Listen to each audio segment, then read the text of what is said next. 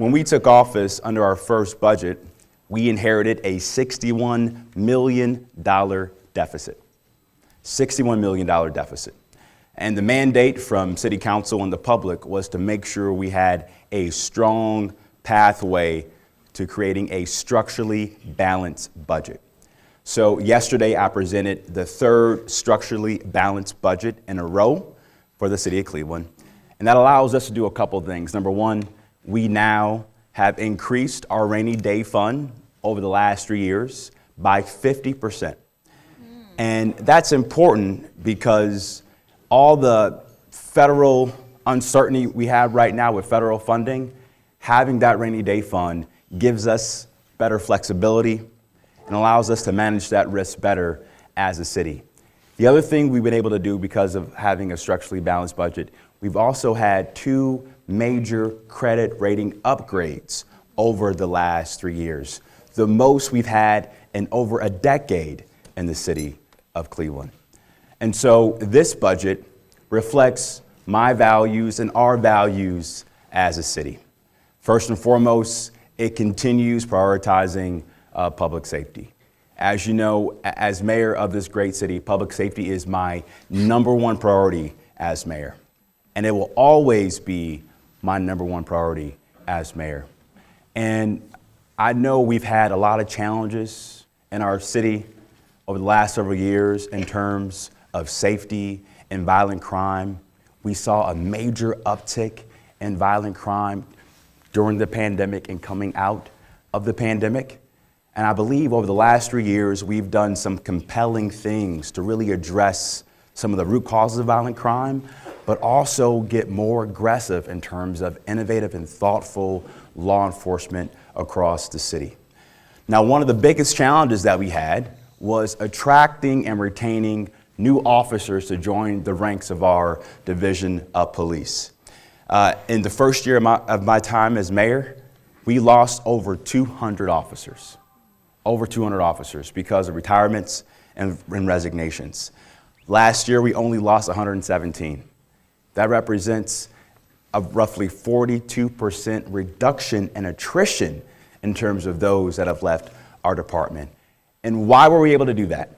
Well, we did a couple things. Number one, we increased pay for the men and women of our police department. We also have cut the time to hire. Historically, it would take 18 months to hire somebody in our police department. Now it only takes 4 months. 4 months, cutting red tape where we can. So more investments in pay, more investments in retention bonuses, more investments to make sure we're fast tracking folks who want to join the ranks of our police department. And we're using data and technology in a very different way. Raise your hand if you've been able to put your Ring camera with our Fusus technology system. Has anyone signed up for that? Well, that's a problem. We got to fix that. Director, we got to fix that, right? Chief, we got to fix that. So who has a Ring camera here, right?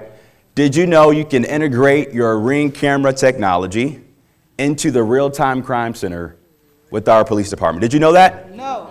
All right, so I'm going to work with the chief and the director and your council person to make sure we go door to door and get you guys signed up for your Ring cameras to be in our real-time crime center. The other thing that we've done is we've doubled down on our partnerships with the U.S. Attorney, U.S. Marshal, and the FBI in terms of our violent crime task force reduction details happening, not just in this ward, but all across the city. We've also hired 5 new crime intelligence analysts in all of our police districts. So we have a dedicated crime intelligence analyst working with our command staff in this police district, in this ward, tracking the trends around violent crime so we can be more thoughtful to address those hotspots, increase visibility where we can, but also make sure we have a more robust community policing approach to how we reduce violent crime. And because of those investments, we saw a nearly 25% reduction in homicides in the city last year. And since I took office, we've seen a 45% reduction in homicides over the last 3 years. But that's not good enough. That's not good enough. We got to do more, not just as an administration, but as a community. And one of the biggest things we see happening in our city right now are people using guns to solve disputes. We have to do a better job of being better neighbors to our friends and our family members, especially young people, And so to really do a better job of addressing some of the root causes of violent crime in terms of violence prevention, we are undergoing a year-wide effort to create a citywide blueprint called Thrive, led by Chief Sonia Pryor-Jones and Rich Austin, who's in the back. And with that blueprint, we're going to have more coordinated strategies in terms of funding the right out-of-school time providers who can help us reduce crime, funding the right violence interrupters who can help us reduce crime. And we have our Neighborhood Safety Endowment Fund, so a pot of money, over $10 million at the Cleveland Foundation, also gives us additional capital to invest in violence prevention initiatives across the city. The second thing we've been really focused on is modernizing City Hall for the 21st century. Who's used our new 311 system so far? How is it? Wonderful. It's cool. All right, so I'm going to explain what the 311 system is. Okay, so historically, if you had a pothole request or graffiti or illegal dumping site, what would you do? Probably call Joe Jones, right? Or you would call the old Mayor's Action Center hotline, and that complaint would end up in the nowhere, right? And you can never track that complaint, right? Well, now if you take out your phone and call 311, you can levy your complaint, whether it's graffiti, illegal dumping, pothole, groundhogs. Hear a lot about groundhogs over here. And that allows us to track that complaint and make sure you can track that complaint like an Amazon package. Now, I know y'all order Amazon packages, right? Y'all track those packages, right? So we now have that technology to track your complaint in a more effective way to ensure we are doing a better job of delivering on high quality city services. The other thing we've done is I know we get a lot of complaints about abandoned homes, a lot of complaints about code enforcement, a lot of complaints about vacant lots. And so we work with many grassroots activists in this room and city council to pass legislation called Residents First. Because what we've seen, especially in the east side of Cleveland coming out of the Great Recession in 2008, we've seen out of state and in many cases out of country predatory landlords preying on our neighborhoods. And it's unacceptable. And so we passed legislation last year that does a couple things. Number one, now, for the first time ever, just like they got in the suburbs, we have a point of sale inspection for the exterior of all vacant property in the city of Cleveland. That's a big deal. Big deal. Secondly, if you're an out-of-state or out-of-country landlord, you now have to have a local agent in charge to buy that property. Before that law was passed, we could never track who held the title on a piece of land. We had one case where somebody was in Sweden. How do we hold them accountable in a court of law? They're in Sweden.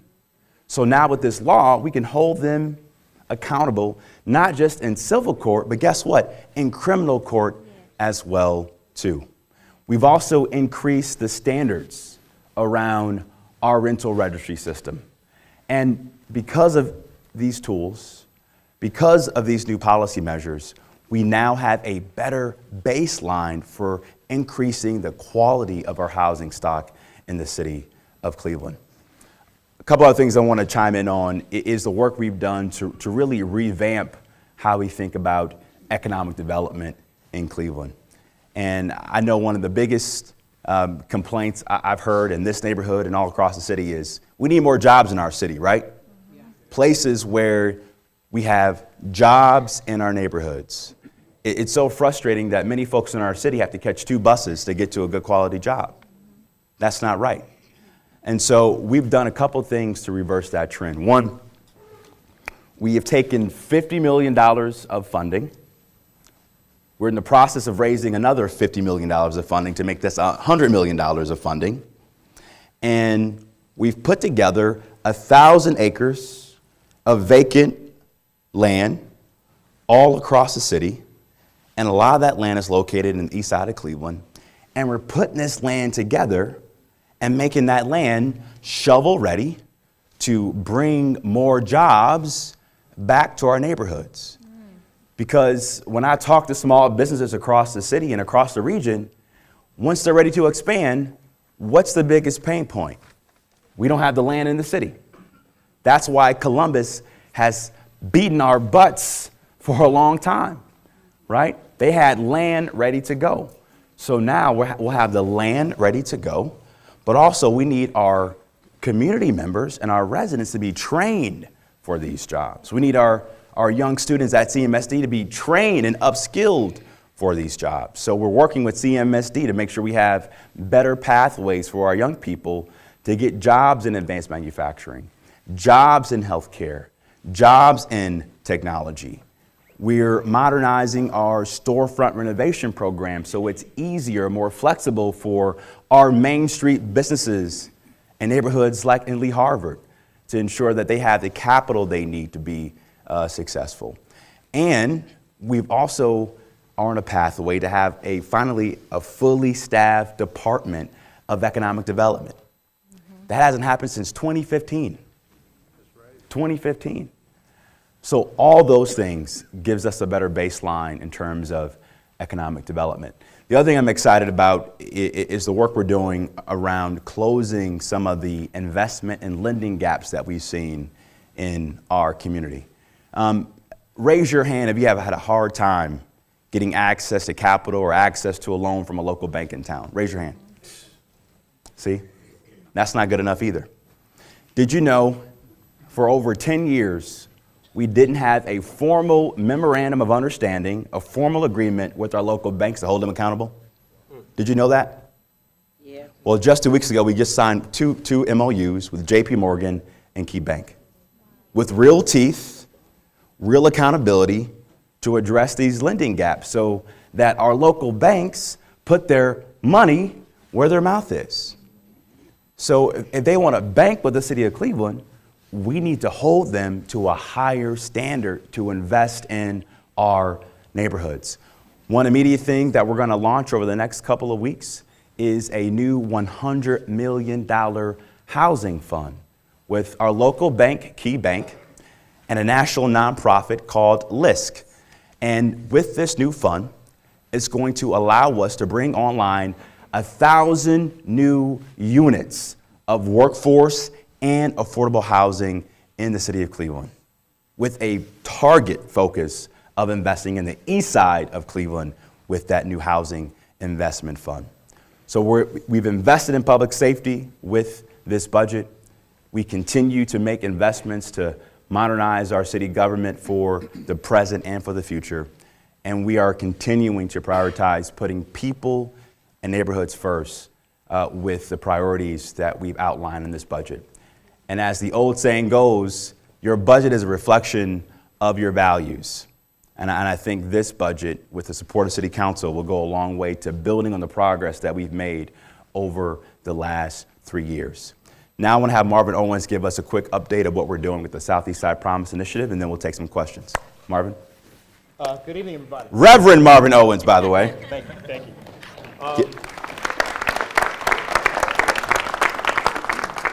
As you all know, when Mayor Bibb was elected, he made the Southeast Side a major priority. And the Southeast Side Promise was something that, that I think the whole administration really recognized as a must. Can you hear me? And so for the last year and a half, I have been responsible for implementing the Southeast Side Promise, and that is in partnership with some amazing organizations. We've talked about Elaine Golston and the Harvard Community Services Center. We could not get this work done without Harvard Community Services Center, without our partnership with New Point Development Corporation in the Mount Pleasant and Union Miles neighborhoods, but also in partnership with some amazing organizations across the city, Community Housing Solutions, Cleveland Housing Network, Cleveland Neighborhood Progress. A number of organizations have really leaned into the Southeast Side Promise. So I want to give you a little bit of an update. The Southeast Side Promise had four main components. The first component is housing and housing development and home repair. I'm happy to announce that over the last 9 months, we've been able to start renovation and finish renovations on 23 homes in the Southeast Side. Most of these homes are owned by seniors who were part of the Department of Aging. We got referrals from our city council leadership as well as from our partners in the CDC space. And we're now going to be launching into some rehab projects across the Southeast Side as well. On the commercial corridor piece, which is the second element of the Southeast Side Promise, we were able to make that first investment in Docks on Harvard, which is a new restaurant on Harvard. But we have almost $500,000 in investment in the pipeline for small businesses that are becoming online to get invested in from the fund that was created by the city of Cleveland. We're thankful for Cleveland Neighborhood Progress for our partner in administering that program. And then we have the larger piece, which is the catalytic redevelopment work, which is something that has caught a lot of attention. We've been really thrilled to be in partnership with some amazing developer partners to develop key sites on the Southeast Side of Cleveland, the biggest of which is the JFK High School site. Eagles Nest is the team that is going to be leading that redevelopment effort. Eagles Nest is led by Mr. Brian Hall and the President's Council in partnership with Fairmount Properties, Adam Fishman. That partnership is committed to developing hundreds of units of new housing, retail space, commercial space, and really beginning to spur development on Harvard on the JFK site that we've been waiting for a long time. We're also excited that the new development deal was struck with a group out of Philadelphia called KPM that's going to be developing a mixed-use site along Miles Avenue. And then we're now we'll be interviewing potential developers for the Grace Mount Elementary School site as well. So these three sites will spur redevelopment in really, really significant ways. We're talking in excess of $100 million in development work that's going to be... Say that number again. In excess of $100 million in development work on both just in Lee Harvard alone. But we haven't even talked about Mount Pleasant. We haven't talked about Union Miles, which is also coming down the pike. And then the last piece I want to just raise is, in partnership with our buildings department, we have really stepped up our code enforcement efforts. And I'm so thankful for the partnership with Building and Housing and the work that they're doing in terms of helping us to now really, really drill down on the need that we exist on the Southeast Side, where code enforcement has not happened in a real significant way in a very, very long time. And we're not just sort of citing people for code violations, but we're offering families, residents, business owners, homeowners, resources to address the issues that we cite. So it's not just about saying there's something wrong, but we're also aligning those issues with resources in our community development department, resources in our economic development department to be able to address those issues. So with catalytic redevelopment, code enforcement, building and housing, commercial corridor redevelopment, and housing development, we're off to a great start, and we're looking forward to having a great 2025 and beyond. So happy to answer your questions. Thanks, Marvin. Appreciate it. Okay. Now it's your meeting. Let's start with some questions. We got microphone here, just there, right? Microphone's over here. Yep. Just like the City Club.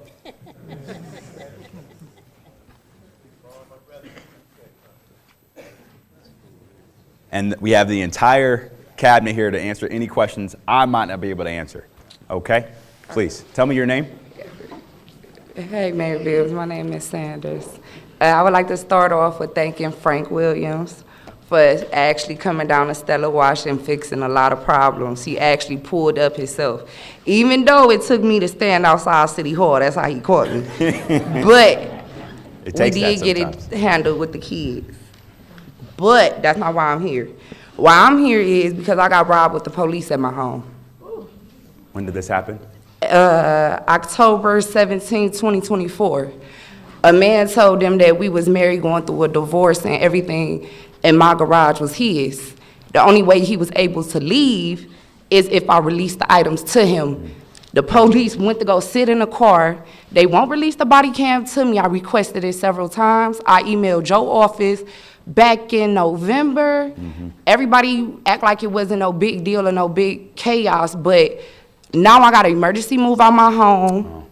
I had to switch my car up. I couldn't go back home. He's still taunting me and pulling up. I call the police. Nothing's being done.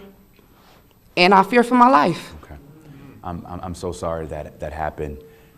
If possible, I want to have the chief and Chief Todd and then Chief Sonia Pryor-Jones speak with you after the meeting to really talk about your case. Did you file a police report?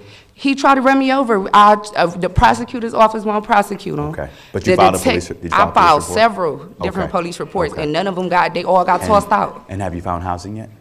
No. Okay, I want to be able to help with that. So Yeah. let's please talk after this meeting. Chief Todd and Chief Sonia Pryor-Jones will talk to you after Thank the you, meeting. Mayor Beers, but You that got is it. very scary, though. I understand. I'm so sorry that happened. And he tried to run me over, and I got body camera that too. And they Okay. won't do Whatever it. we can do to help, we want to help, okay? Thank you. Thank you so much. Yeah, they let him go. Thank you. Yes, sir. Hi, my name is Larry. I've been a resident of Leon Harbor since 2019. I'm part of a neighborhood block club within the neighborhood, and what's a little bit frustrating is I know from my residents' perspective that have been here longer, they have been asking for a park in Grace Mount Lot for years. Yeah.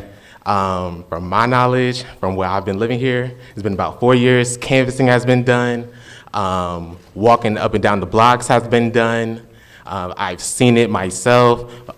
In our master plan, it was labeled for some residents that are not close to Biltmore or Glendale to have houses, but then have miniature parks put in place, and that's not what was requested from the residents. And we just want a park put over in Grace Mount Lot to bring more residents there, because we have abandoned and vacant homes that we have requested through building housing to get boarded up or something to get done about it. But if we want more residents to come into the neighborhood, we need something that's attractive. And residents, because I'm a resident on Glendale, a park makes sense. Anything less, putting more houses on that abandoned lot doesn't make sense when you already have abandoned ones facing it. Yeah. You know, you feel what I'm saying? Listen, I completely agree with you on the importance of having vibrant public spaces like parks, especially in this neighborhood. Yeah. And I know this neighborhood over the last decade has done a lot of work in terms of community engagement and really thinking about what's going to be best, not only presently, but for the future. You know, what makes Lee Harbor great, especially as we celebrate Black History Month this month, is this neighborhood was a beacon of the Black middle class. Okay. A beacon of the Black middle class. And I want to make sure that that promise can be sustained over time. And so here's what we're trying to do, and I want to have Marvin chime in on this as well. It's a balancing act. Because 4 years ago, the biggest thing I heard from many residents in this neighborhood is we want to see more development in this part of the city like we see on the west side. And one of the biggest problems we have right now, especially in the east side of Cleveland, is a hollowing out of our population on the east side. So we not only have to do whatever we can to protect and uplift our existing residents, but how do I attract the new millennial homeowner, right, who wants to come and make Lee Harvard their home and choose Lee Harvard over Detroit Stroway or Ohio City or downtown? And so with the master plan that we are undertaking with both the Grace Mount site, the JFK site, and the Lee Miles site, these are all three critical pieces of development to bring more economic energy and more population to the Lee Harvard neighborhood. But we want to do it in a thoughtful way that prioritizes public spaces and public parks, but at the same time, make sure we're making this part of the city an attractive destination for the existing residents and new folks as well too. Marvin, you want to add to that? Like before Marvin, because respectfully, Yeah. if we're going to start with development, Yeah. we will need to go through our building and housing and actually getting a handle on the abandoned homes. I completely agree. So if And we just talked so about we will that. need results Yep. because the residents have put in requests for boarding up of these vacant homes or figuring out where these LLCs are Yep. that's supposed to be in charge of it. I mean, the taxes are just collecting. The counties, they take a while because we're understaffed. So it doesn't And that's make why sense. we've It been- don't make sense to constantly keep pitching development when we can't even do step one. If we're not going to do step one, then I mean, like, we can get spun around all day with Yeah. these kind of meetings. But I would awfully say and push back a little bit, we have to be able to walk and chew gum at the same time. Okay. We have to.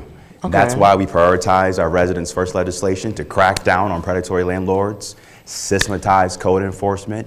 We're hiring more housing inspectors to do that work, demolish abandoned homes as well too, but also make sure we can keep Lee Harvard growing for the future as well. We got to do both. We got to do both. All right, I ain't going to call. Yep. Yeah, Marvin, I you just want to add to that? just want to add that I think the Lee Harvard Master Plan that we're really implementing now was done in concert with a lot of community engagement, and we heard you loud and clear during those meetings where green space was talked about, and the resulting plan was an attempt to make sure that we included green space in the Grace Mount site. It was something very, very specific that had to be there because you raised your voices in those community meetings.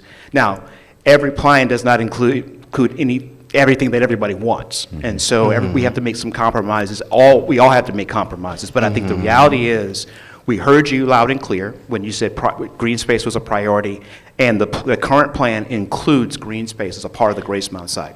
And that's what I mean by getting spun around, because if we specifically talking about the green space, we wanted a bit more than just a section. No different than what CMHA has for those small houses off East of 70, First, where they have the houses there and they have a small park sitting there for the kids. That's not what we asked specifically. Well, that's not what you asked for. No, not me. No, listen, that's not what you asked for. That's not but what the me whole, specifically. but the engagement. Because we can pull up the results of the canvassing that y'all had And we years can prior to me moving here. But I want to push back just a little bit, because there were 3 large community meetings in which there was community buy-in, community engagement. People got up from their seats, went to a board, put stickers on the board saying what they wanted to see. And so what I'm telling you is that we heard you.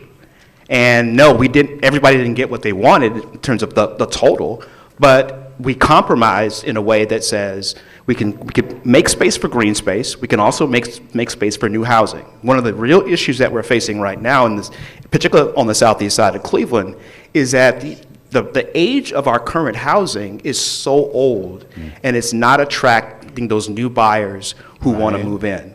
Folks are now buying houses in Streetsboro and in the southern suburbs. The reality is we needed to make sure that we had Let's get to the options, next develop question. Let's get to the next options question. for people to stay in the Lee Harvard area. Then, if that's the case, and then I would have to specify that the city is saying that there's a lack of understanding from the residents That's here. not true. That's not true. That's not what we're That's saying. not true. That's not true. They don't know That's what's not going what we're on saying. all the That's way. not Don't true. just see the full picture. That's not true. That's not what we're saying. But we appreciate your So feedback. I need there needs to be an understanding then. The understanding is this.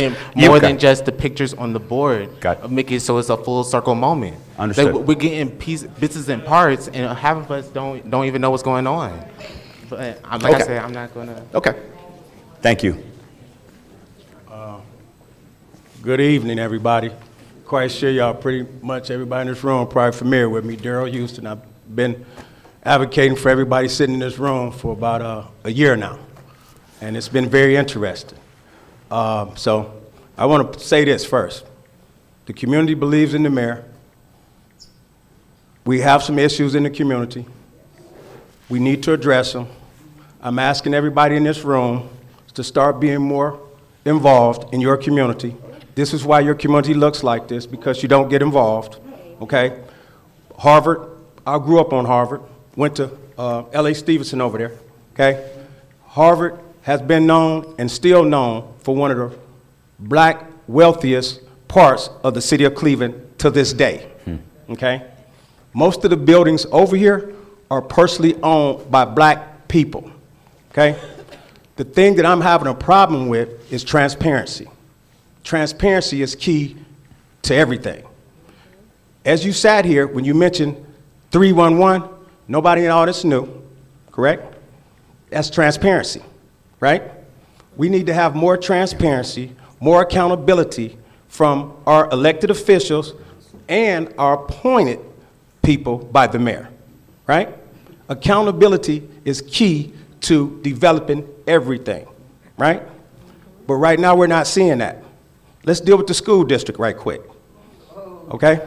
That's a failing school district. Why? Because no one's being held accountable. No one. You spend $607,000 on luncheons, and then you cry and say that you don't have money, okay? That is taxpayers' waste at its best of mismanagement, okay? And then you take out vocational trades out of the inner city schools for the children, right? Don't sit here and say that we don't have jobs, because what we have is an uneducated generation of trades. That's what we have. We don't have enough plumbers. We don't have enough electricians. We don't have enough of anything. And all we have in the inner city, on the east side of Cleveland, is a bunch of gas stations. Amen. That's all we have. We don't have laundromats in the areas. You come from 55th and Kinsman all the way up to Lee Road. Where's the laundromat? Okay, let's hear the question, brother. See, we're not actually doing what we should be doing as a community, right? When you talk about development, when I go on the west side, when I go on Larchmere, when I go in a few other areas, when I go on Fairfax right now, let's talk about Fairfax for one quick second. You guys introduced that in, and you said you wanted to put a grocery store in the community for the people in the community. Well, in that particular area, it's not a lot of people. It's a lot of hospital workers, okay? And also, that You got a food question? market, You got a that food question? market, You got a that food question? market carries the highest prices in the city, okay? And that's by design. It shouldn't be that way.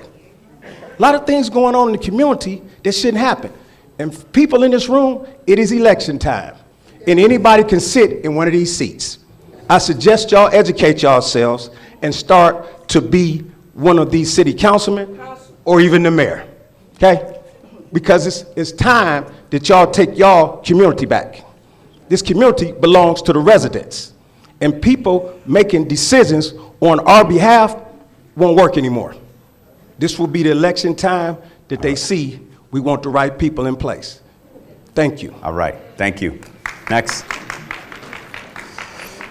Good evening, Rep. You can sit, Marvin, you're good. My name is Sabrina Otis. How you doing, Sabrina? Hi. So my question has to do with the last results for the consent decree, where it talked about police. And the police, their marks went up. But the one mark that hasn't grown is community engagement. And community engagement should not be on the police. And I'm gonna tell you why. Because if they're good with use of force and they're not doing a lot of use of force, then how are they not good with community engagement? Apparently they're able to speak, so they're not using use of force to do anything to anyone. So community engagement really is the area where the city and the police are engaging with residents. And the failure there is that you guys don't want to hear from us. Yeah, you. Sorry. What makes you think we don't want to hear from you? What's leading to that assumption? Okay, it's not an assumption. When we call offices and ask for services, we get the runaround, we get cut off. I had one of your commissioners be extra disrespectful to me when I went to ask for some questions about a ticket, and he had the audacity to make it personal. It's out of pocket. When employees of the city of Cleveland are disrespectful to the residents, Yeah. it's a reflection of the leadership. And I feel like you got a lot of leaders and not enough Indians following them to be able to get the work done. And the police are the only ones being held accountable, but I think there should be some city employees and departments that are held at Yeah. the same standards. Yeah. And so I'm asking you, what are you gonna do? Because I've written emails. I know you see my long emails. I'm the email queen. Y'all know I'm the email queen. I might call you on screen, Chief. And I'm asking, what are you gonna do? I'm tired of being disrespected. Here's a perfect example. Do you know this city doesn't have a implemented on domestic violence to help survivors and victims? You don't. I didn't hear that first part of what you said. I'm so sorry. Domestic violence. Oh, we don't This have a what? city Yeah. does not have any form implementation regarding helping victims of DV. You don't. And so Atlanta, and you use Columbus, all of them have something, this city doesn't. And it's disrespectful. But come October, everybody talks about DV, they're like, oh, we care about people. No, you don't. Because every department should have some implementation for residents that are going through that may be interacting with them. So let me address a couple of your points. One, it is unacceptable for anybody at the City of Cleveland who is serving our residents not to have the best customer service. And so if you have the name of that commissioner I or do. employee, I will personally hold them accountable. Well, Mr. Pruitt is right out there, so Okay. that was the one. Okay. Thank you for that. Number two, you mentioned the consent decree. We have made dramatic strides over the last 3 years on being compliant with the decree. We've had over 50 upgrades over the last 3 the years. police, but- okay. Can I finish, Right, please? yeah. And one of the things that I know that we've recognized and understand is that the way we think about community policing has to evolve and be more aligned with an all-of-government approach, right? So the things we do in building and housing affect the decree in terms of, our officers flagging when there's an abandoned home, right? Or making sure we resolve those complaints in an efficient time. All those things we have to get better at as a city. So, Chief, you want to speak to some of her concerns about the domestic violence aspect, dispatch not returning phone calls, et cetera? It wasn't dispatch, it's just the city agencies within your Okay, city, they don't okay. call us back. So I know that we've talked a lot about some of the get you issues, the mic. but one of the things I do want to talk about is domestic violence. So we have a domestic violence. 1 second, let me get you the mic, Chief. Sorry, Mr. Mayor. It's all good? Can you do it? Yeah, I think I'm on a short leash here. got it. Apologize. So we do have a domestic violence unit that just investigates domestic violence. Part of that unit is advocates. The advocates are not law enforcement. They are actually domestic violence advocates. And they are embedded in our domestic violence unit, and they provide support for victims of domestic violence. And that's resources they support them through the court proceedings, and they also support them when they decide not to prosecute. So So let me piggyback. Sure. So I've been in other cities, you and I have had this discussion. Other cities within the city, not the police, within the city, their water, their utilities, Right. garbage, whatever, they have an office just that is designed to work with DV to keep them confidential, whatever they need. That's what I'm saying, Mayor. You don't have that. And that is, it's really needed. Because if you have people that are being sex trafficked or whatever, they need a resource that's not out in the open. That's what I'm saying. Which I understand, and I think that a lot of what you're saying is about other government entities. Right. But the one thing that Mayor Bibb has implemented is the all-of-government approach to everything. So when we talk about public safety, it's an all-of-government approach. As in the past, you would see everything fell on police. Everything was a police issue. And now we partner with all of the different services throughout the city to help us resolve a lot of the issues. No, we're not there yet, I can tell you that. But I don't know that that's ever been a topic of conversation it doesn't mean it's not something that we Yeah. could talk about. Thank you for bringing this to our attention. And we'll look at doing something about it. Thank you, Sabrina. Yep. Yes, sir. Please tell me your name. Gerald Collier. I'm a resident of Ward 1 for 50 years, and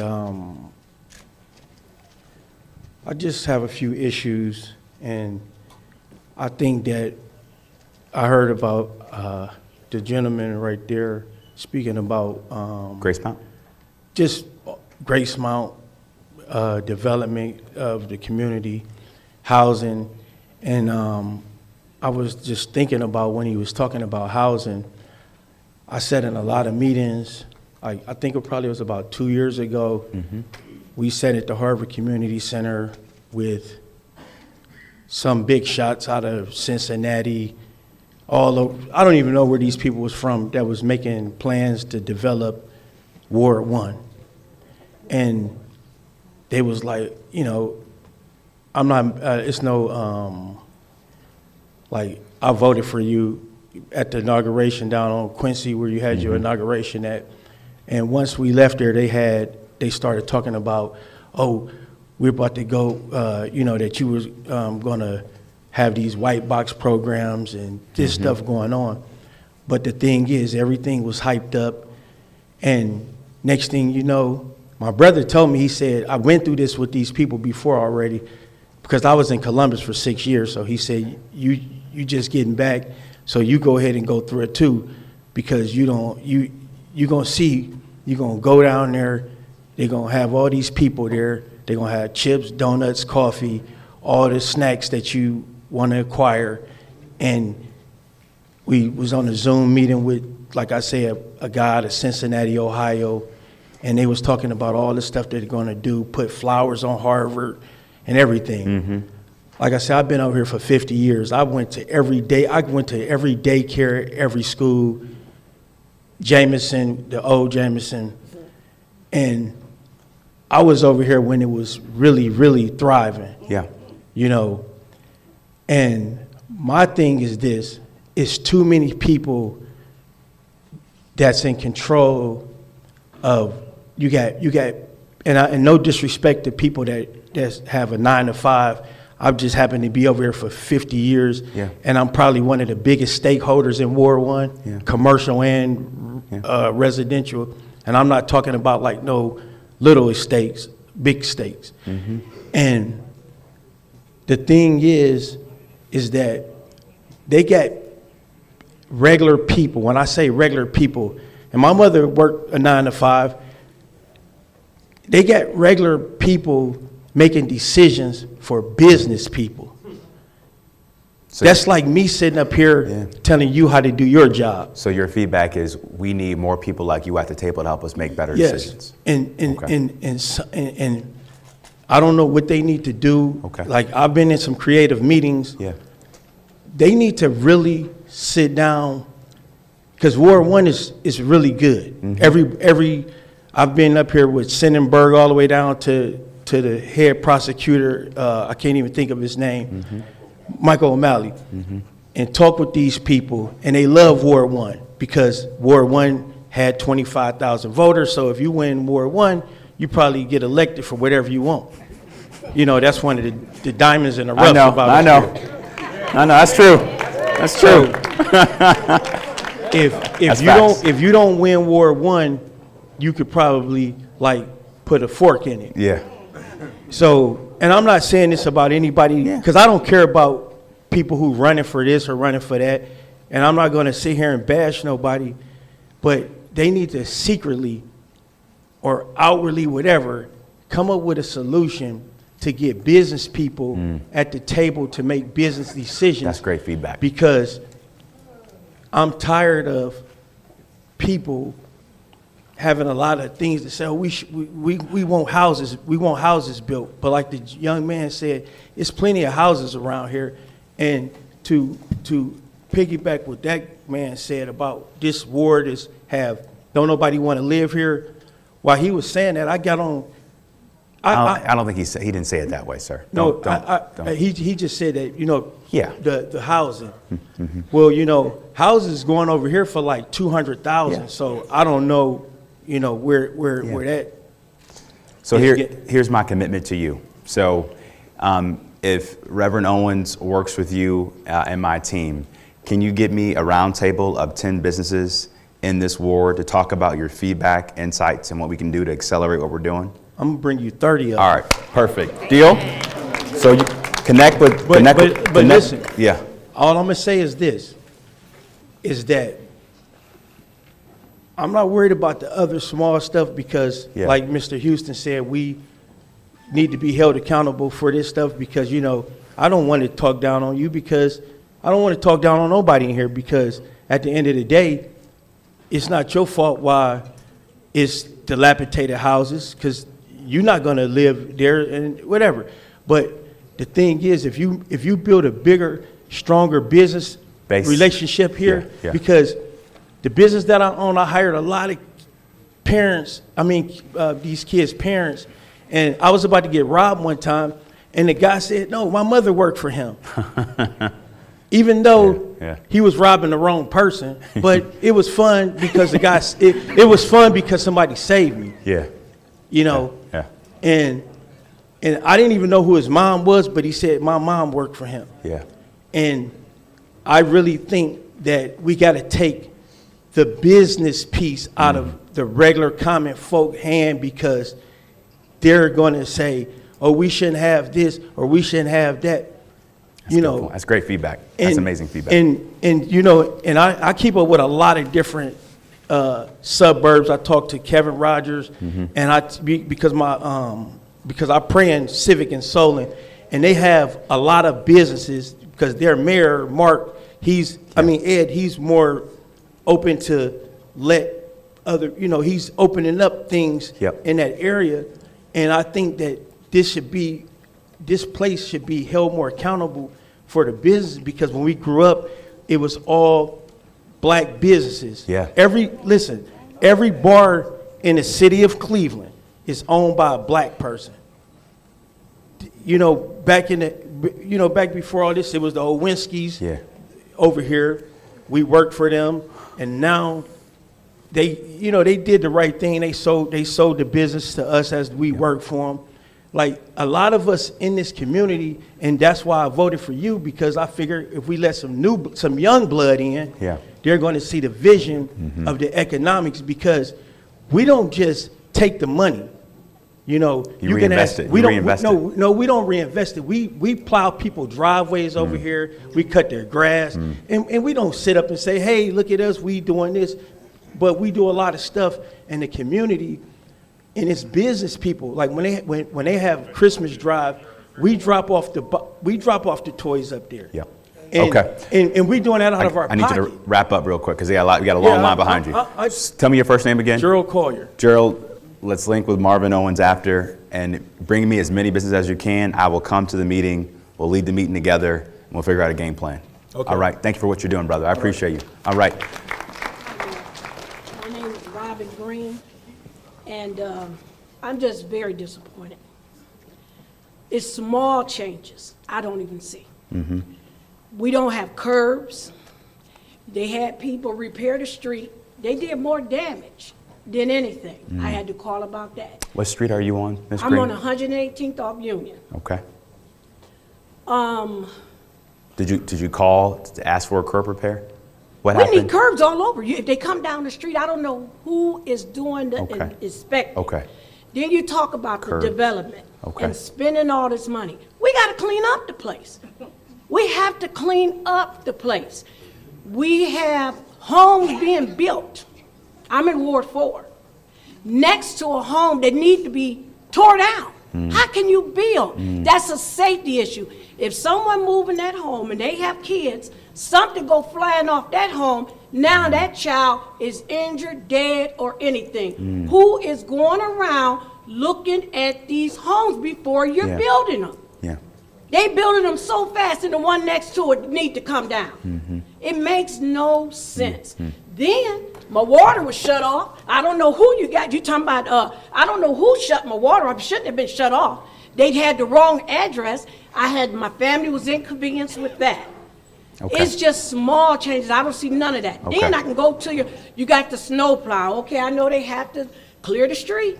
They do more damage. They on the curb, tearing the curb up, practically almost going to tear the house down the way they come down the street. I know they have to keep it clean. Yeah. We need to do more with the businesses that we have that are here, Yeah. going around making sure that they're keeping those businesses together before you go putting more here. Yeah. I'm very disappointed, and I voted for you. Yeah. As a matter of fact, you might have came to my house and left something on my door, and I said, "Oh, things is going." Yeah. I don't see nothing. I'm They s- putting all these vegetable gardens or whatever all over the place. They not maintained, and it's like, who is Yeah. approving this Well, stuff? Ms. Green, I'm so sorry you're disappointed. And I'm very disappointed. I'm so sorry. And little changes. And let me tell you about your little garbage department people. They come down, they got the machine and dump it in and all that. I keep my yard clean. Come by and look at it. Yeah. 3619 East 118, if Yeah. anybody want to know. Yeah. They come down, they dump in the trash. I come out, I even followed the truck. Wait a minute, y'all can't get this up? yeah, They don't even have a broom and dustpan all right. on the truck. I'm so sorry you're not satisfied. I'm not gonna take up. So this let me young let man me is next, let, so let, let me just this- have this is- let me just I'm have not a few happy people all over. chime in on garbage pickup and cleanliness, water being cut off. And if you're looking for some inspectors, I can, you know. All right, I'll and do then that job. building and housing. You want to just talk about? Because they need help, and they need to start enforcing, because I'm like. And my own and council and what person. street are you in Ward 4? I'm on All right. 118th Street. Grab the mic. And Yeah. you think I can get a discount for the shut with water? That's why Marty's here. It's 36, mine's 3619. Okay, They all right. turned off mine, it's supposed to Gotcha. turn off 3621. Okay. I don't know what happened to me. Gotcha. Something Gotcha. was on something. Okay. Okay. Okay. Okay. Thank you, Ms. Green. Yo. Ms. Green, I think we met and I think we talked at a commander's meeting in the 4th District, and I think we got a house down for you on your block. After years and years I and know, years, but took a certificate of my we house. met, we talked, yeah. So let me know, since I know we have your contact information, what other houses in the area there are that you want us to take a look at. But I know we've worked together before and we can work together again, and I appreciate you coming up today to bring those things up. Thank you very much. We're gonna get some We gotta cards get now. better. We gotta get better. Oh, yeah? I'm with you. I'm with you. On that. Okay. All right. All right. What's your private number? We'll talk after. Thank you, Ms. We'll Green. just talk about snow removal, what we do to make sure the streets aren't too messed up, and our strategy around that, Director. Sure. One of the things as it relates to snow and ice control, we are working on a focused approach to training. We have a lot of folk that have attrited over time, and so we're bringing on a lot of newer drivers that are, if you notice over the last few seasons, we didn't get as much snowfall accumulation, so they didn't get as many reps as we would like for them to get. One of the things also that we're looking at very closely is in snow and ice control, we used to always talk, especially out here on the southeast side, more about accumulation, but we're really dealing with more ice events and things of that sort now. So we're changing a lot of the approaches to what we're doing, but it's also meaning that we're training a lot and doing a lot of dry runs and things of that sort. But it's hard as it relates to practice plowing snow with no snow.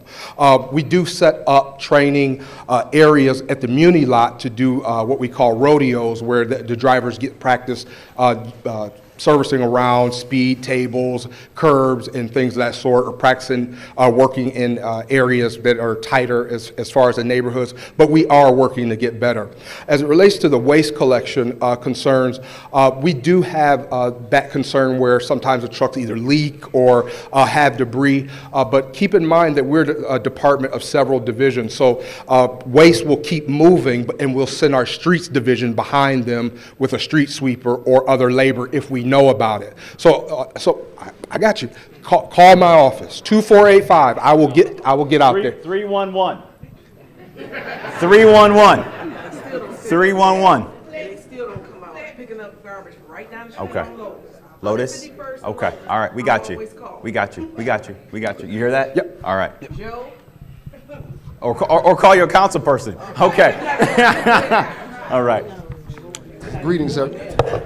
Greetings, everyone. I want to start a quote off by the late, great Frederick Douglass that said, "It is easier to fix a child than to repair a broken adult." I was blessed by the city to receive a neighborhood safety grant to service schools in this community.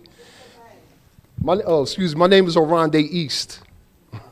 Oronde East. People in the community call me Brother East. So we were able to service many schools in this community. Miles, A.J. Rickoff, Jameson, and a few other institutions in this community. Recently, a young man who I serviced by the name of Caden Coleman was killed in this community. He happens to be friends with a young man that I brought here today that's going to say a few words on Caden's behalf.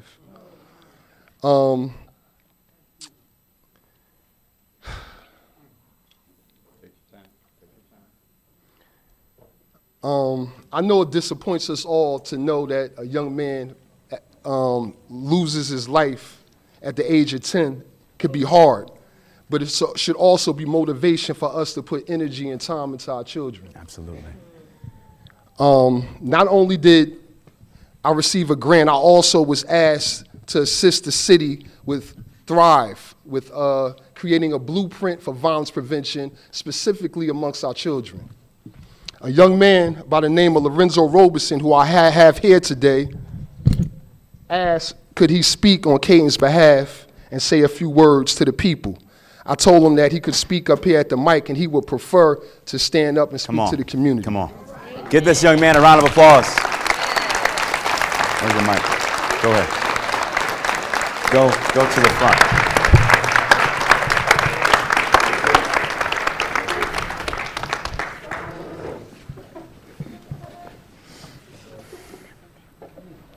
Hello everyone, how is everyone doing today? I wanted to share a speech. My name is Lorenzo Robeson and I am 10 years old, and I was friends with Caden, whose life was taken on 147th Street. I am Caden because his spirit now lives within me. I am Caden because I'm 10 years old too. I get good grades too. I respect my family, my teachers, and myself. I'm Caden because I believe in myself. Will I have a chance to survive? Will my life be cut short too? All we want is hot food, something to do after school, and to be safe in our community. You tell me, will the adults in this room make sure that I have a chance to grow? I am Caden. His life is within me. I am Caden. He lives within me.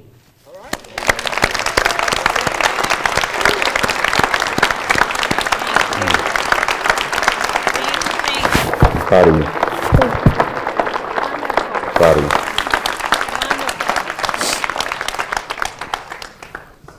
We have a responsibility to our children. They all need our support. This young man went from getting D's and F's on his report card. Now, what did you get on your last report card? All A's and 1 B.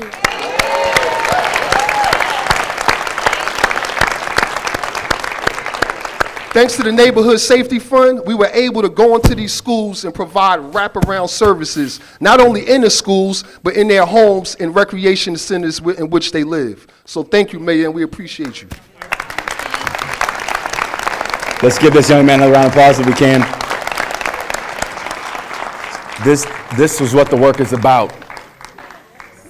This is what the work is about. And public safety is not just a city hall project. It is a community group project. Amen. And so let's make sure we stand up for this young man and young people across the city every damn day as much as we can. Okay. Yes, ma'am. Hello, everyone. My name is Constance Winston, and I live in the 4th District. I've been living there for about 50 years now. That's the Mount Pleasant area. Yeah. Ward 4? Horrible. Okay. Deplorable. Houses dilapidated. Robert Fulton School, what is that now? Dilapidated. We have, I believe you guys have some type of a nonprofit organization They have people that got out of jail that's living in the apartment building down the street from where I am. What street are you on? On 139th Street. And where cars drive through. There's a building there that was blew up. Okay, I know what you're talking about. 2 cars hit 2 trees on my street. Yeah. And I called the councilwoman. And you know what she told me when I asked, can we get a speed bump? No. You said no? No. Every time I talk to her about something, no. Here, call this number. You're supposed to be working for me, and I'm paying you. You know who you are. I'm not going to say your name, but you know who you are. We had another one before her that was stealing money. It's the truth. Nothing is being fixed in our neighborhood at all. Summertime, grass grows up to here. I have a house that's next door to me that I've been taking care of even before I was there. My grandparents was taking care of that. And when the new neighbor bought the house and I asked, are you the owner? Why, you want to know? I said, well, could you cut your bushes because I've been cutting them. If I was a white person, you wouldn't be asking me this. Do you know who the MF I am? I'm a F gangster. Okay, all right. So let me just address a couple things. Number one, we have Callie Mersman in the back. She runs our speed table program. I'll do whatever I can to work with your council person to get you a speed table. Don't work with her because she ain't gonna do nothing. We're gonna get you a speed table before the summertime. She is not gonna do anything. I wanted a neighborhood thing. Yeah. And then the second thing I would say, if you have the address of where there is high grass, give us that I call all the time. Give us that address after this meeting, and we'll make sure we flag it for building and housing to get code enforcement right on it. I know it's no grass now because it's snowing, but we'll flag that house as we speak. I've had to call so many times of people dumping stuff, about 6 or 8 times. The only person that helped me out was this young lady that worked in City Hall. Okay. Building and housing will work with you after this meeting, and then Callie will work with you on the speed table. I know Marty because I worked with him at the county prosecutor's office.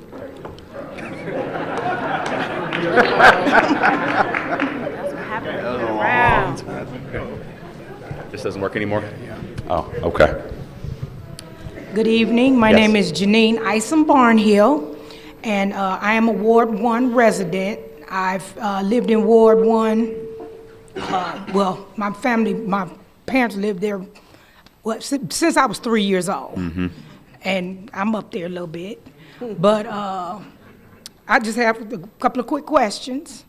And I promise I'm not going to keep you. But first, I want to thank you for an open forum. Because a lot of times we go to meetings, we just have folks come and talk, and we're not allowed to ask questions because people don't want to deal with the hard questions. So I want to thank you for that. This is the job. Okay. Thank you. And also, I wanted to piggyback off a couple of things.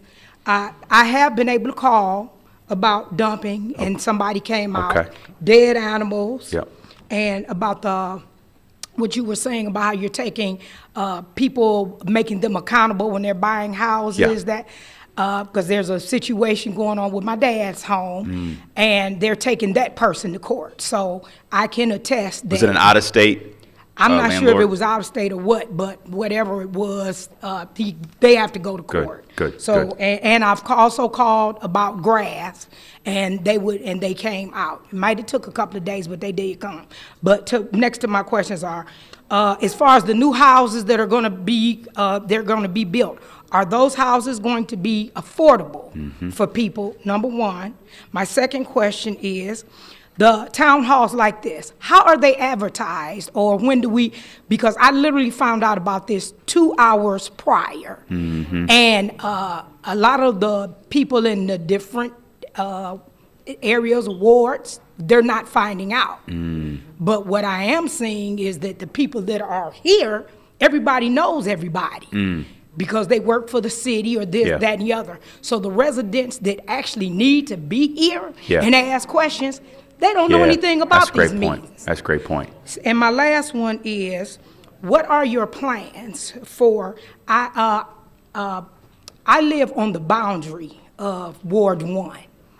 And no shade to Lee Harvard, but all we hear is Lee Harvard. Lee Harvard, Ward 1 involves right there, the 131st in Marston, 135th in Miles, the Village, the Island, part of the Mount Pleasant area. All I hear about is what is going on in Lee Harvard, Lee Harvard. Do you all have any plans to do anything to help over there where Jameson used to be, over there, Moses, all of in that area, back over where Bartlett, I know that they were talking about changing the boundaries or whatever, and I was at all of those meetings when they came out talking about green space and all of that. And I don't remember them saying anything about what they were planning on doing for those areas. We're still there. So, and it's a lot of work that needs to be done there. Absolutely. Well, first, we advertise the town hall via press release and all of our media channels at the City of Cleveland. We also work with grassroots community organizations like our neighborhood media outlet, 95.9, who's here today. I commit to you that our communications team and myself will do a better job advertising as much as possible. And it's important that good neighbors like you spread the word as well. Because as we know, folks don't look at the news like they used to back in the day, right? A lot of folks ain't on social media, Instagram or TikTok either, right? So we got to use every channel that we can. I want to have Marvin talk about some broader work we're doing outside of Lee Harvard. There is a lot in the pipeline for the entire southeast side, including the parts you just mentioned. And then I want to have Frank speak very briefly about what's ahead in terms of how we've expanded our resources around vacant lots and grass cutting, so you know what to expect as the spring and summer take shape. Marvin and then Frank. So on the issue of including other neighborhoods in the Southeast Side strategy, you're right. The initial push was for the 3 catalytic sites in the Lee Harvard area, so it felt like Lee Harvard was getting most of the attention. However, the home repair program that we launched included wards 1, 2, and 4. And so there are a number of residents that they were able to take advantage of the home repair work. In addition to that, we're now beginning to focus our attention on Mount Pleasant, which is really focusing in on the Union and Kinsman intersection and working our way backwards or further west from that intersection. So there's lots of plans for how do we look at the streets, how do we focus our commercial corridor work in that area as well in terms of white boxing and preparing buildings for redevelopment. And then we're excited about the fact that we're working in partnership with my colleague who's here, Rhonda Brown, who's working on arts and the creative economy. We're going to be working on an arts district concept up and down Kinsman and Union, that whole corridor. We're going to be doing murals on 6 or 7 buildings in that area to begin the process. We're looking at acquiring properties as well to build out the whole idea. But the reality is that whole intersection we've been thinking a lot about, and we've heard from the residents about the fact that it's a very dangerous intersection. The gas station that's there. Now, which intersection are you talking about now? Where Kinsman and Union come together. Okay. 140th. Okay. And so the reality is we're looking at that whole area in terms of how do we make it better. So we've done a number of safety walks in the area. We've identifying houses that need to be addressed in terms of code enforcement. So we have not forgotten about those other communities. We started in Lee Harvard in terms of the catalytic sites, but we are also working in all the other neighborhoods as well. Okay, are you doing anything as far as businesses up and down Miles from 147th to 135th? Absolutely, working very closely with New Point CDC, who's got a lot of engagement with the local business owners in the area. They have identified a number of businesses that need to be addressed. They're going to be new investments on 131st Street. A couple of new businesses are going to be launching there. And then we're also working all the way down in terms of Miles. So yes, that those areas are also being looked at very closely. And you said that as far as the housing, like those houses, because I know Affordability, Ward 2, is like where that grocery store is, Yeah. right over there. I know they were going door to door Yeah. and passing our flyers out about, home repairs for seniors and stuff Absolutely, like that. absolutely, absolutely. And so we've been working very closely with the Department of Aging. We got a lot of referrals from our Department of Aging for residents in Ward 2 who need help. And so we completed about 23 houses, 23 homes in the home repair program on the southeast side so far. The vast majority of them have been Ward 1, but about 6 or 7 of these houses we were done so far have been in Ward 2 and Ward 4. So we're just getting started. Okay. We're just trying to ramp up. Okay, thank you. Yep. Real quick on just the summer vacant lot grass cutting strategies for everybody in the audience too. I know that's a big topic for folks. Thank you, Mayor. Just real quick, we're doing several things to impact the vacant lot program on this season. The first thing, I guess that would be major, is the whole vacant lot program has been brought into the director's office so that I can watch it very closely and rework some of the processes that are established with it. We also, this year, are working with Councilmember Jones, who has been helping me actually put a framework together for the way we use our local contractors to get better accountability out of those groups. The last thing we're doing that's really big is we're bringing the folk on a month early to start training and getting people ready to hit the streets as soon as the weather allows. One of the things that, especially when we have those wet, rainy springs, it means that first cut is so bad and hard to get through. So our goal is to try to start as early as possible as soon as the weather allows us so we don't get behind. But those are just 3 major changes that you'll see this year. But it is a very large program and it's tough, but we're going to continue to get better at it. Yes, sir. All right. I got a few points that I want to get to, and I just want to get some background. So, born and raised in this area, graduated from the old John F. Kennedy, went to Whitney Young, went to Jamerson, and I know that this city was built on the infrastructure for just under 1 million people, which we're way under, which means, the infrastructure is large, but the population is light. There's a couple things that I noticed and I've done research on, and I wonder how your administration is going to address it. Like, we're still listed as one of the top 10 segregated cities in the nation, which the encounters that people from the southeast side experience, especially downtown. I had a business downtown. My first interaction with Chief Todd was the day I was opening my business, and she was at my door telling me I had no legal right to open my business. So moving forward, I encountered indictments, things of that nature, that ended with me walking away with no criminal record, nothing, that they were searching for somebody else and targeted me. With that being said, I worked for the city of Cleveland for 10 years. I was educated in the city of Cleveland. I worked in recreations. I've noticed that programs that was used to deter youth from being in the streets, because that's my main concern today. My child is here at John F. Kennedy High School, and she wants out of this high school. She's one of the most intelligent kids in this school, and she wants out of JFK because of things that are going on in this school, things that are going on in the district, and the engagement in the community has been taken away. I was a swimmer. I swam in Kennedy Rec Center. I swam at Hamilton Rec Center. We did water polo on the east side. We had a swim team on the east side. All of these are programs that lead to scholarships for kids, that lead to educational options for kids that are no longer offered on the east side. You know what they offer on the east side?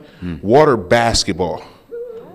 What is water basketball? It has no merit beyond what it is in the city of Cleveland. So then you take away the depth pools in the new facilities that are built on the east side. I guarantee you, Esterbrook, where their swim team is fully financed, fully backed, they don't have swimmers that have been better than the kids that came off the east side. Trust me, I know. I swam against them. I coach kids from out of this area. So with that being said, what is our engagement process moving forward for these kids? Because at the end of the day, these kids have so many different situations going on. My daughter bring people around me, and the first thing they talk about is her having a father, and they don't have a father. So what is our plan as a city? Because at the end of the day, the kids from let's not even talk elementary school. We're talking middle school to high school kids. Yeah. Are part of the problem that a lot of these people in here, because we have no succession plan for real. Yeah. In this area, everybody in this room is aging out. So that's what happened with the houses. People aged out, their kids grew up in this area, and then they moved on to programs beyond this. Yeah. Same thing with the high school. I went to Kennedy, I took physics, calculus. They don't even have physics and calculus in Kennedy at the moment for the honors kids. I know. So that means our educational system in the city of Cleveland is regressing, not progressing. Yeah. Along with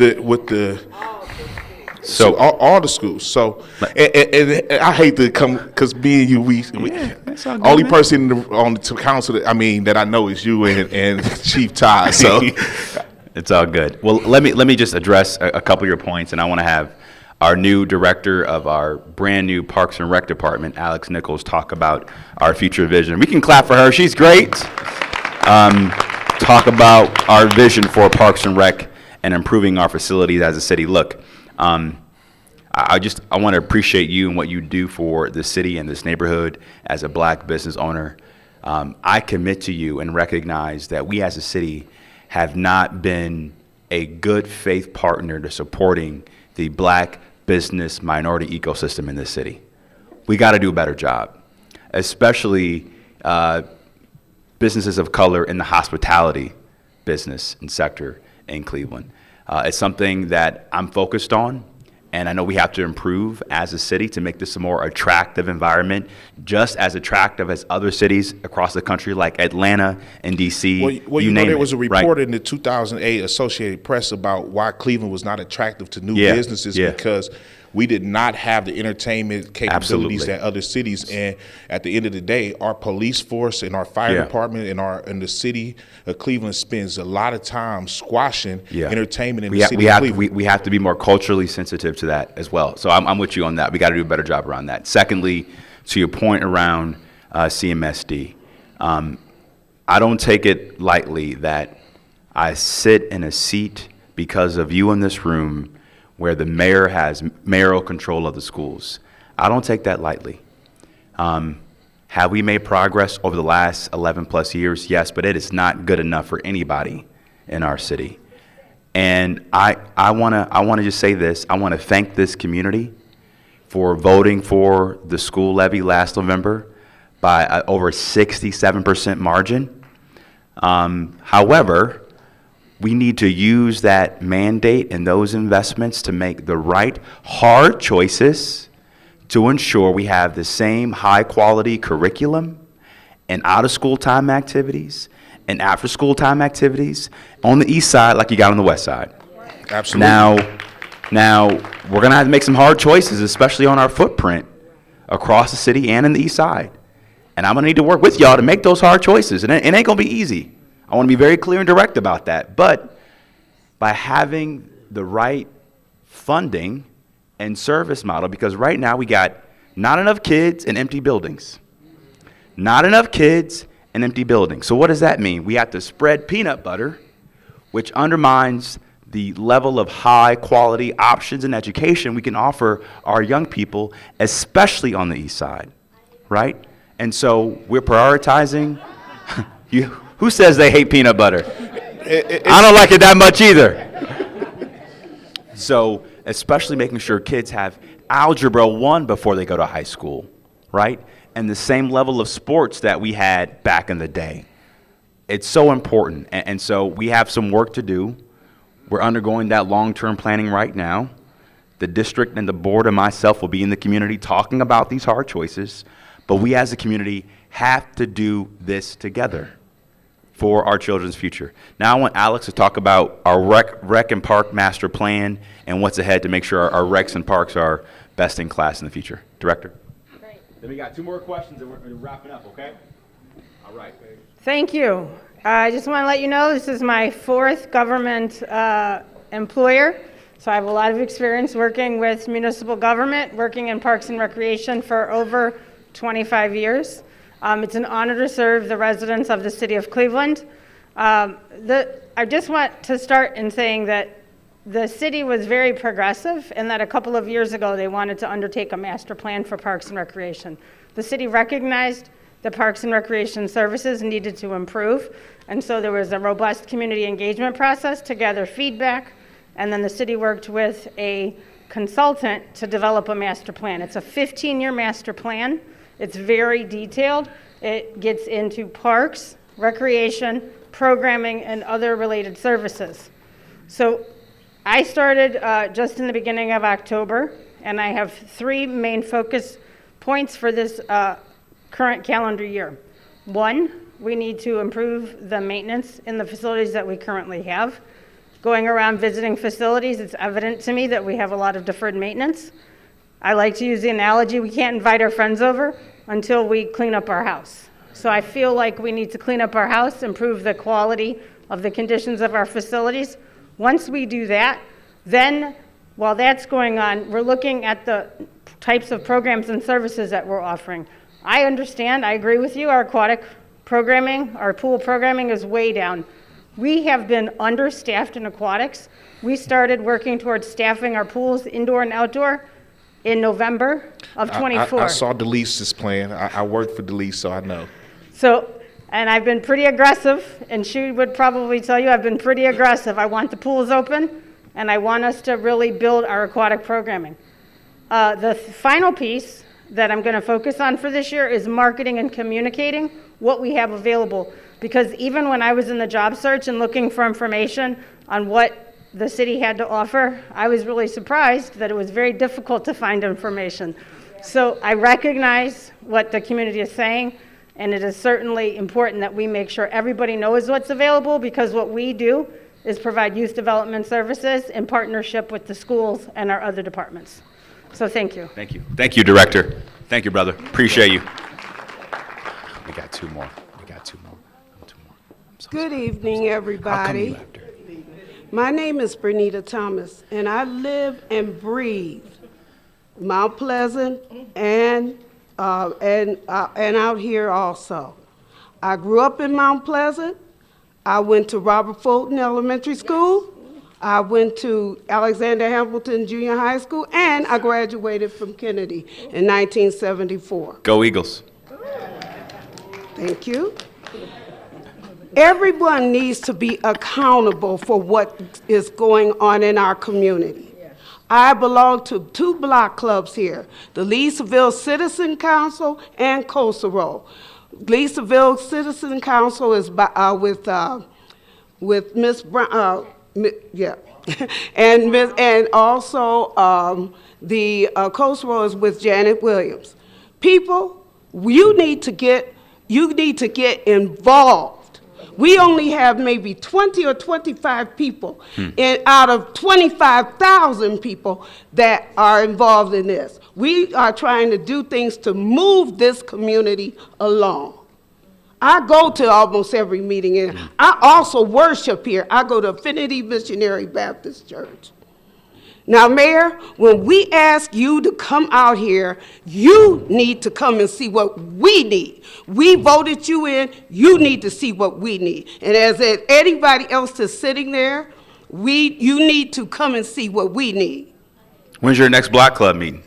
Janice, oh, wait a minute. Janet Williams, which is Forster Road, is every first Monday. Okay. All right. You have Leesville, which is every last Monday of the month. Hey, Blair. Then you have Mile Heights in the Village, which is every Thursday of the month. And then you have Mr. Brown's Block Club meeting, which is today, every third Wednesday of the month. Thank you, Ms. Dowd. You're very welcome. So I got my, go ahead. You want to keep going? Okay, I'm so yes. sorry. And you said there's nothing for us to do here in the city. I also go to free concerts in this city. Now, all the concerts not hip hop. They are classical and jazz. I like classical. Wait a minute. Let me finish this. I go to the Cleveland Institute of Music. I go to the Cleveland Orchestra. I get these things. I find out these things from people here in our community who want to give me information. Mm-hmm. Councilman, right now, I just can't say anything. People need to be accountable for what they do. And if we don't like it out here, then there's always vote. I am also a precinct committee person. And I would recommend, if you're not voting, start to vote. Amen. Thank you. I'm coming to a Block Club meeting soon. I got you. Thank you very much. Thank you, ma'am. I see you at the orchestra. Oh, wait, one more thing, I'm sorry.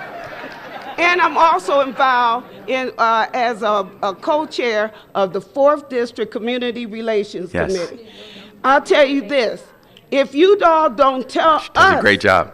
We try to help the police to make the community better. It's 12 of us in the 4th District that do this. You better give me your number. Okay. In any case, we try to help the community.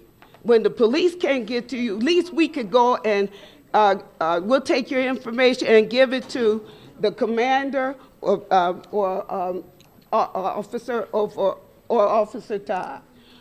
That's what we do. I also co-chair the commanders meeting on the 4th Wednesday of every month at 6:30. I don't even see all of you all here. If you want to be involved, get involved. Amen. All right. Thank you. We got our call to action. All right, close us out, ma'am. Hi, I'm LaShawn Caldwell, and I'm a Ward 4 homeowner. Yes, ma'am. I'm also elected precinct person for you.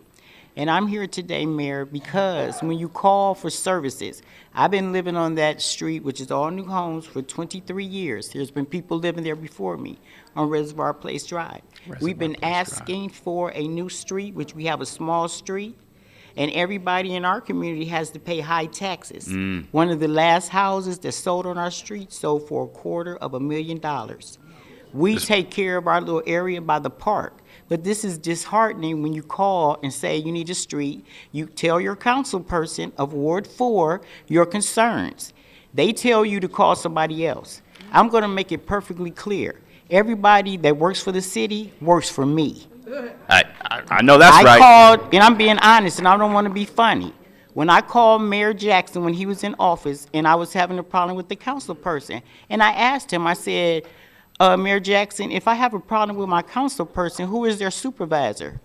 And he said, you are, Ms. Caldwell.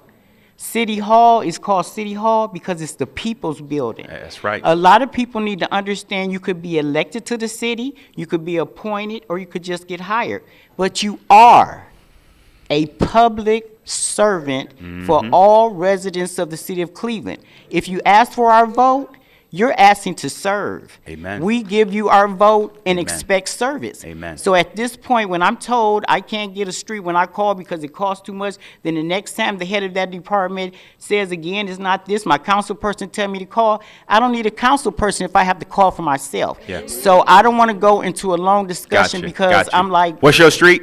Reservoir Place Drive, right off Kinsman. All and right. I want to make something clear. Reservoir Place Drive. I don't live there by force in Mount Pleasant. I live there by choice. So therefore, I can say, if I don't bring 50 people to a meeting, it don't matter because I am the power of one. Amen. And I thank you for your time. Thank and you. attention. Thank you. Thank you. Looks like I got a street to pave. Thank you all for being here. God bless. Take care. Appreciate it.